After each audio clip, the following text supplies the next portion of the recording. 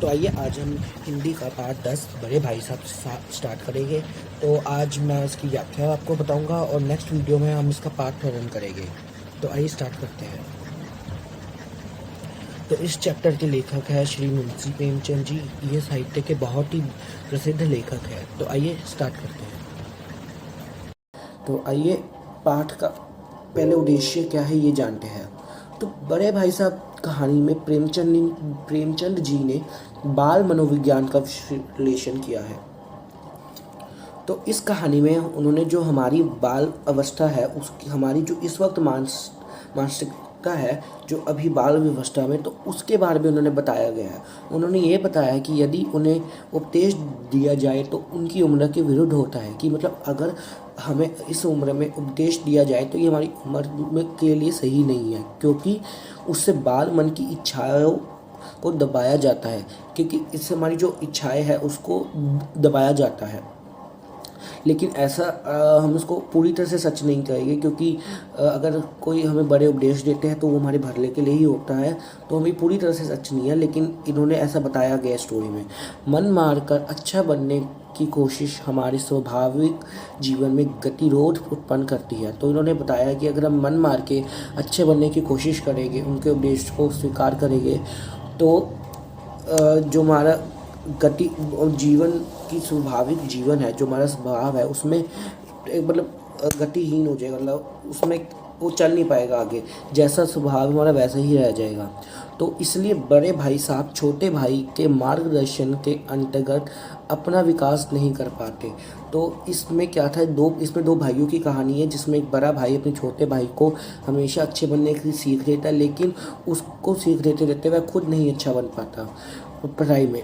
कर्तव्य पालन और आदर्श स्थापित करने के चक्कर में सामान्य जीवन की दिनचर्या को नहीं बदलना चाहिए। तो मतलब इन्होंने उसका सार यही है कि हमें अच्छे बनने की कोशिश में जो हमारा दिनचर्या है, मतलब हम जो रोज़ काम करते हैं, हमें उनको नहीं बदलना चाहिए। तो लेखक ने बड़े भाई साहब के माध्यम से शिक्षा प्रणाली के उन दोषों का भी वर्णन किया है जो बच्चों को किताबी कीड़ा बनाते हैं। तो मतलब इन्होंने इस चैप्टर में ये भी जो हमारी शिक्षा प्रणाली एजुकेशन सिस्टम है उसको भी दोष दिया है कि जो जिस वे में वो हमें पढ़ा रहे हैं तो वो हमें सिर्फ किताबी कीड़ा बना रहे हैं, और जो हमारे व्यवहारिक जीवन के ज्ञान से अलग रखते हैं। मतलब वो हमें व्यवहारिक जीवन का ज्ञान नहीं देते, सिर्फ हमें किताबी कीड़ा बना रहे हैं, जो हमारे लिए अच्छा नहीं है। बड़े भाई साहब रटन शिक्षा प्रणाली के कारण बुद्धि का विकास नहीं कर सके। तो रटन मतलब कि रटने वाला, बिना समझे बस उसको याद कर लिया, रट लिया और जो उसको लिखा है। तो मतलब उस टाइम का सिस्टम यही था कि तब ठीक से समझाया नहीं जाता। अब तो सिस्टम हमारा बहुत अच्छी तरह है। अब तो हमारे पास, जैसे मैं आपको समझा दूँ, तो अब हमारा सिस्टम बहुत इम्प्रूव कर चुका है। लेकिन उस टाइम क्या था, सिर्फ रटाया जाता था। तो ये बहुत पुरानी कहानी है। तो मुंशी प्रेमचंद जी ने यही कहा है कि बड़े भाई साहब तब रटते थे, जिसके कारण उनका बुद्धि का विकास नहीं हो सका। भले चाहे वो मार्क्स ले ले, लेकिन उनका जो रियल बुद्धि का विकास वो नहीं हो पाया। कहानीकार ने ये सिद्ध करना चाहा कि बचपन में पढ़ाई के साथ साथ खेल कूद की आवश्यकता भी है। मतलब उन्होंने ये भी कहा है कि अगर हम पढ़ाई कर रहे हैं तो उसके साथ साथ हमें खेलना कूदना भी चाहिए, तभी व्यक्ति का संपूर्ण विकास होएगा। तभी हमारा जो विकास हो पूरी तरह से होगा, वरना हम आधा अधूरा विकास ही करेंगे अगर हम सिर्फ पढ़ेंगे। तो एक अच्छी शिक्षा प्रणाली में शिक्षा के साथ साथ खेलों का भी महत्व होना चाहिए। जैसा आजकल आप देखते हैं, आजकल हर स्कूल में सरकार स्पोर्ट्स और अलग अलग गेमों को सुविधा प्रोवाइड करती है। तो इससे पता लगता है कि अब हमारे एजुकेशन सिस्टम में बहुत सुधार आया। पर उस टाइम ऐसा कुछ नहीं था। उस टाइम सिर्फ पढ़ाया जाता था, और पढ़ाया भी ठीक से समझाया नहीं जाता था, सिर्फ रटाया जाता था। तो आइए अब पाठ स्टार्ट करते हैं, मतलब देखते पाठ के अंदर क्या है। अभी तक तो हम देखते। तो यहाँ स्टोरी क्या है। प्रस्तुत पाठ में एक बड़े भाई साहब है, और उनका छोटा भी एक भाई है। मतलब इसमें दो भाइयों की कहानी, एक बड़ा भाई एक छोटा भाई। तो यह वे उससे कुछ ही साल बड़े हैं। तो जो बड़े भाई साहब हैं उससे कुछ साल बड़े हैं। वैसे 5 साल बड़े, मैं आपको बता देता हूँ। बड़े होने के कारण वे खुद भी यही चाहते हैं कि वो जो भी छोटे भाई के लिए वो जो भी छोटे भाई के लिए प्रेरणादायक हो, मतलब वो अपने आप को बड़ा मानते हैं तो वो अपने कर्तव्य निभाना चाहते हैं। तो बड़े का कर्तव्य क्या होता है कि वो अपने जो उनसे छोटे हैं उनको प्रेरणा दे, तो वो उसके लिए प्रेरणादायक बनना चाहते थे। भाई साहब उससे 5 साल बड़े हैं, जैसे मैंने आपको बताया कि उनसे 5 साल बड़े हैं, ये क्वेश्चन आ सकता है, परंतु 3 ही कक्षा आगे है, पर लेकिन वो सिर्फ 3 ही कक्षा आगे है। ऐसा क्यों है? क्योंकि बड़े भाई साहब रटते थे, तो वो अक्सर पेपर में भूल जाते थे और वो किसी क्लास में 2 या तो उससे ज़्यादा वर्ष लगा देते थे। तो बावजूद वो उससे 5 साल बड़े थे, लेकिन सिर्फ 3 ही कक्षा आगे थे। वह अपनी शिक्षा की नींव मजबूती से डालना चाहते थे, तो वह अपनी जो बेस था वो मजबूत करना चाहते थे ताकि वह आगे चलकर अच्छा मुकाम हासिल कर सके। मतलब इससे पता लगता है कि वो बहुत समझदार थे, उनको पता था उन्होंने क्या करना, लेकिन फिर भी वो नहीं कर पाते थे क्योंकि वो हमेशा अपने छोटे भाई को ही प्रेरणा देते थे। वह हर कक्षा में 1 साल की जगह 2 साल लगाते थे। मतलब एक कक्षा में वो एक, जैसा क्या होता है हम 1 साल में पास हो जाते हैं, पर वो क्या करते थे, फेल होके या तो दोबारा हो जाते थे या कई बार तो 3 साल भी लगा देते थे। वे हर समय किताब खोल कर बैठे रहते थे, तो वो हर समय सिर्फ किताब खोल कर बैठे रहते थे, उसको ठीक पर पढ़ते थे लेकिन समझते नहीं थे और बस रटते थे।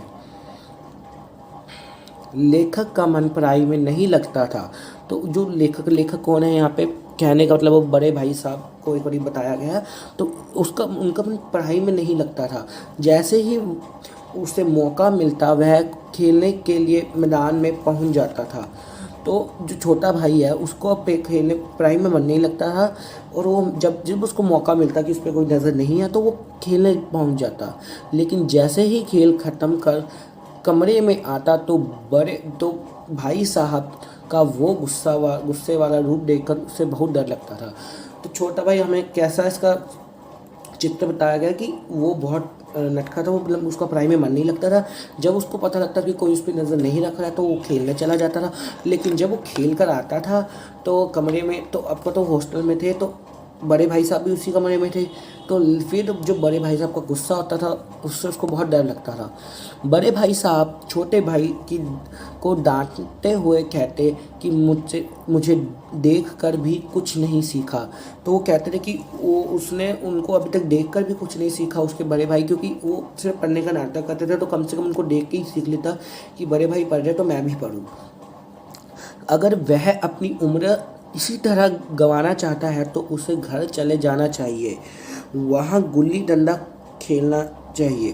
तो मतलब वो कह रहा है कि अगर उसकी जो अभी पढ़ने की उम्र है, अगर तुमने ऐसे खेल कूद में ही वेस्ट करनी है तो इससे अच्छा तो तुम घर चले जाओ, वहाँ पे जाके गुल्ली डंडा खेलो।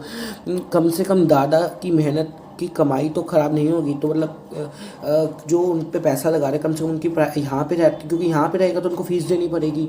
अगर खेलना तो यहाँ भी है वहाँ भी है, तो वहाँ जाके खेलेगा तो मेहनत की कमाई नहीं वेस्ट होगी। और यहाँ पे आपको एक और बात पता लगती है कि यहाँ पे जो उनकी पढ़ाई शिक्षा है उस पर उनके दादा पैसे लगा रहे हैं। तो ये छोटी छोटी बात हम नोट कीजिए। वैसे तो मैं आगे क्वेश्चन आंसर डिस्कस करूँगा ये नेक्स्ट वीडियो में। तो आइए नेक्स्ट इसमें देखते क्या है।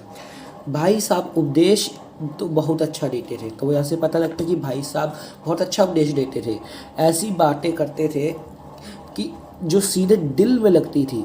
तो वो मतलब ऐसी बातें करते थे जो बंदा एकदम दिल में लगती थी कि, लेकिन भाई साहब की डांट फटकार का असर सिर्फ 2 घंटे तक ही रहता था।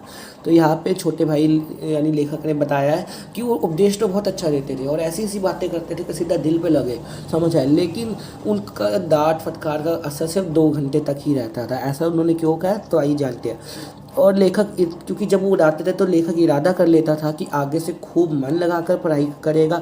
यही सोचकर जल्दी जल्दी एक समय प्रणाली बना देता, मतलब समय प्रणाली मतलब यानी टाइम टेबल कि अब वो किस टाइम पढ़ेगा और कैसे पढ़ेगा। तो परंतु समय प्रणाली बनाना अलग बात होती है और उसका पालन करना अलग। तो यहाँ पे बताया गया कि जो बड़े भाई साहब उनकी डांट का असर तो होता था, लेकिन सिर्फ 2 घंटे में वो क्या करता था, एक समय प्रणाली बना लेता था और पक्का इरादा कर लेता था कि मैं पढ़ूंगा। लेकिन जैसे 2 घंटे खत्म असर ख़त्म और वो फिर से खेलने भाग जाता था और वो जो समय प्रणाली है उसका पालन नहीं करता था।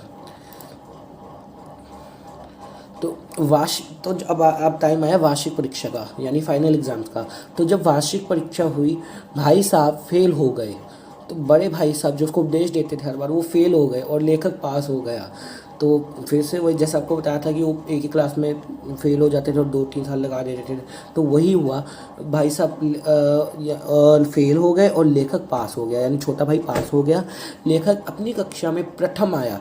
वो अपनी कक्षा में प्रथम आया। अब लेखक और भाई साहब के बीच केवल 2 साल का ही अंतर रह गया था, मतलब 2 साल का अंतर, मतलब क्लास में अब जो भाई साहब है वो सिर्फ 2 वर्ष ही उससे आगे रह गए थे। पहले 3 वर्ष थे, अब सिर्फ 2 वर्ष रह गए थे। इस बात से लेखक को अपने पर घमंड हो गया। तो इस बात से घमंड हो गया कि भाई साहब तो हमेशा पढ़ते रहते थे, मेरे को उपदेश देते थे, लेकिन फिर भी हुआ क्या, वो फेल हुए और मैं पास हुआ। तो और उसके अंदर आत्मसम्मान भी बढ़ गया, मतलब उसके अंदर जो सम्मान था, घमंड था, वो बढ़ गया। बड़े भाई साहब लेखक को कहते हैं कि तुम्हें अपने आप पर घमंड नहीं करना चाहिए। अब बड़े भाई साहब तो जैसे उसके हमेशा भला चाहते थे, तो पढ़ने के लिए बोलते थे, तो अब उन्होंने देखा कि इसको घमंड भी हो रहा है, तो घमंड आपको पता ही है कि अच्छी बात नहीं होती, तो उसको बोलने लगे कि घमंड अच्छा करना अच्छा नहीं होता और घमंड नहीं करना चाहिए। घमंड तो रावण का भी नहीं रहा। तो यहाँ पे उन्होंने उसको एक उदाहरण भी दी कि जो घमंड है वो तो रावण का भी नहीं रहा। तो रावण आपको पता ही होगा, भले उन्होंने माता सीता का हरण किया, लेकिन वो बहुत बड़े विद्वान थे, बहुत बड़े शिव भक्त भी थे। तो मतलब लोग पहले जब सीताहरण से पहले लोग उनको पूछते भी थे, तो वो बहुत बड़े विद्वान थे, लेकिन फिर भी जब उनको घमंड हुआ तो घमंड तो उनका भी नहीं टिका। तो यहाँ पे उन्होंने उदाहरण दी, जब वह उसकी कक्षा में आएगा तब उसे पता चलेगा कि कितनी मेहनत करनी पड़ती है। तो अब लेखक उसको बहाना दे रहा है कि अभी तू छोटी क्लास में इसलिए पास हो गया, जब तू मेरी कक्षा में आएगा तब तेरे को पता लगेगा कि मेरी कक्षा कितनी वो औखी है, और फिर जब नहीं कर पाएगा तब मैं तुझसे पूछूंगा।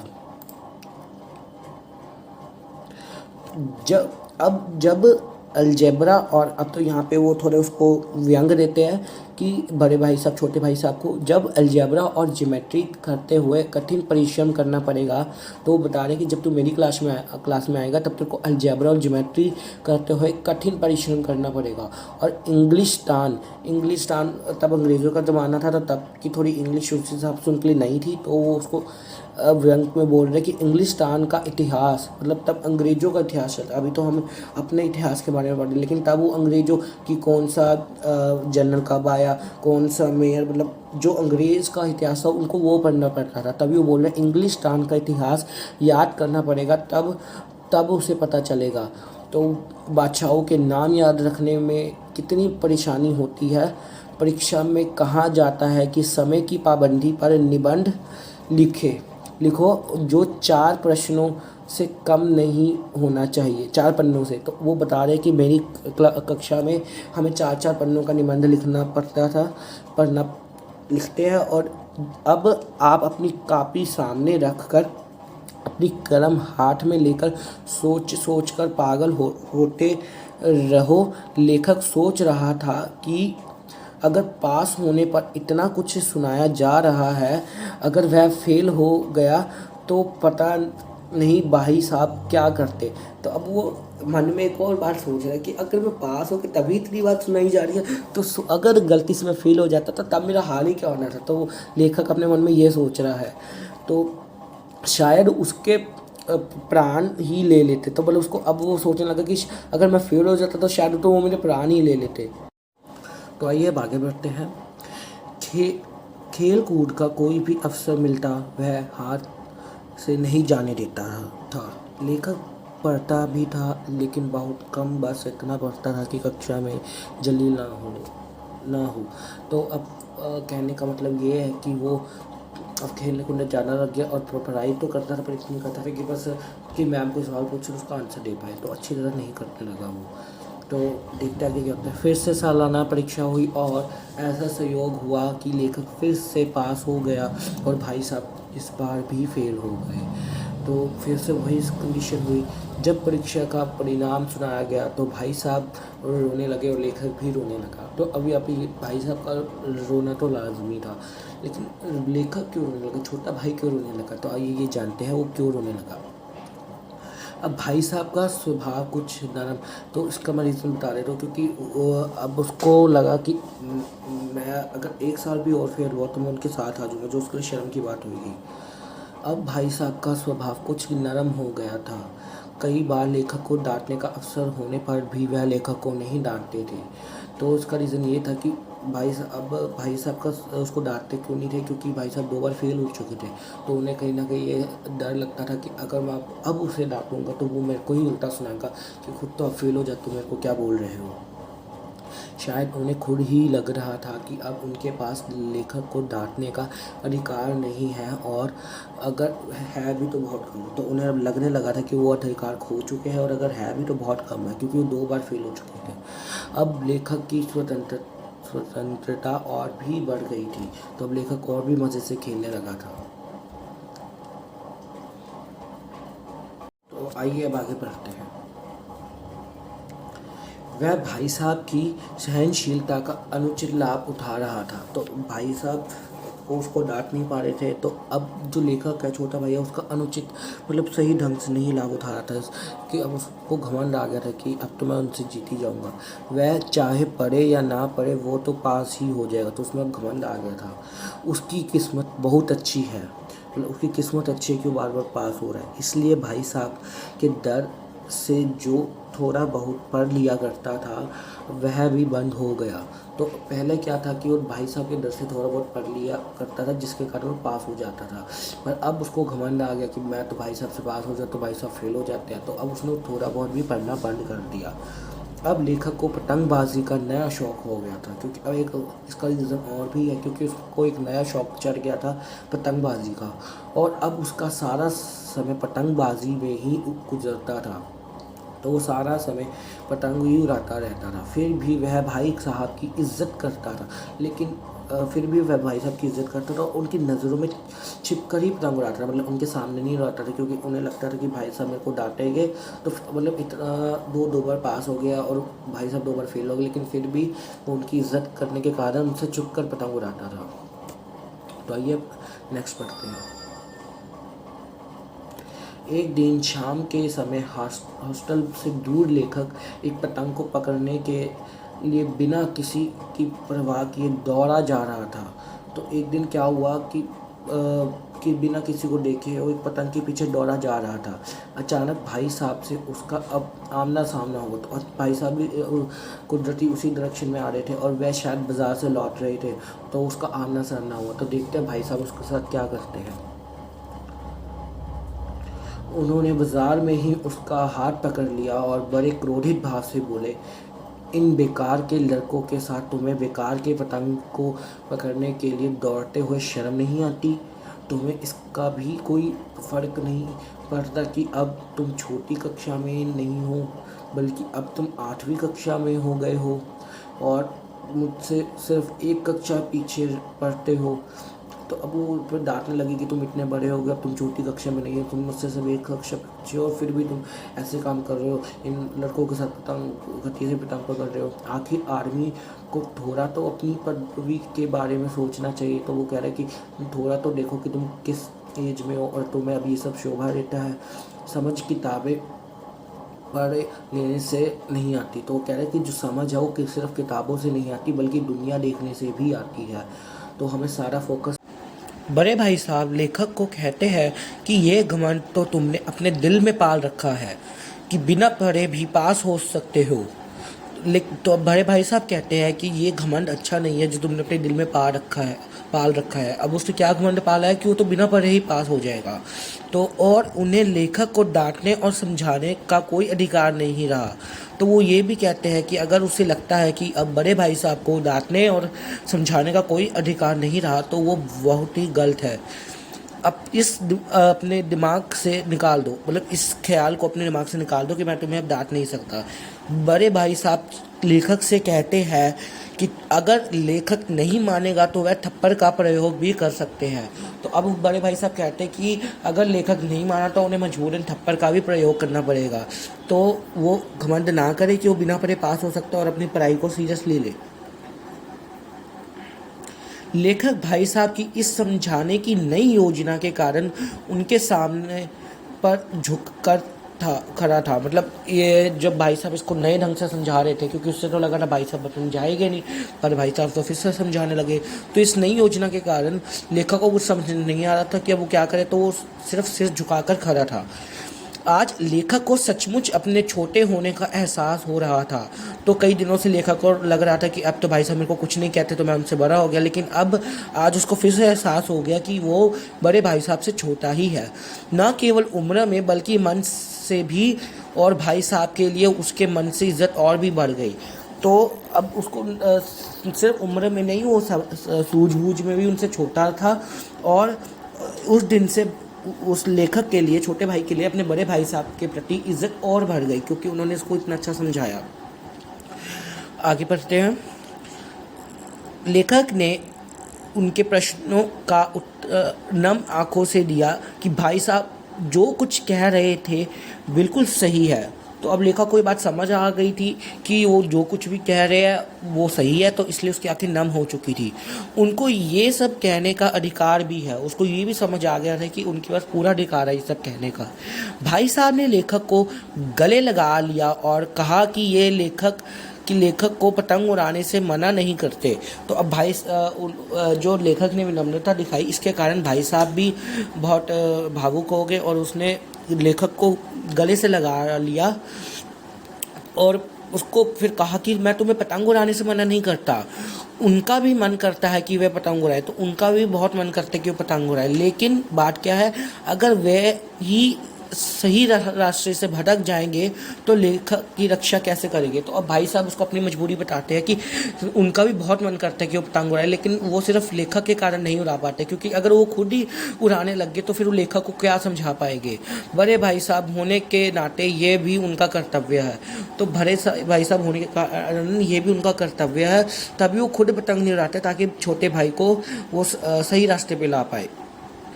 तो इसी के साथ हमारे चैप्टर की व्याख्या ख़त्म होती है। तो हमारी नेक्स्ट वीडियो में हम इस चैप्टर का पाठ पठन करेंगे, क्योंकि मैंने आपको बताया था कि एग्ज़ाम में ज़्यादातर क्वेश्चन बुक से ही आते हैं। तो इस पाठ के लिए इतना ही। Thank you.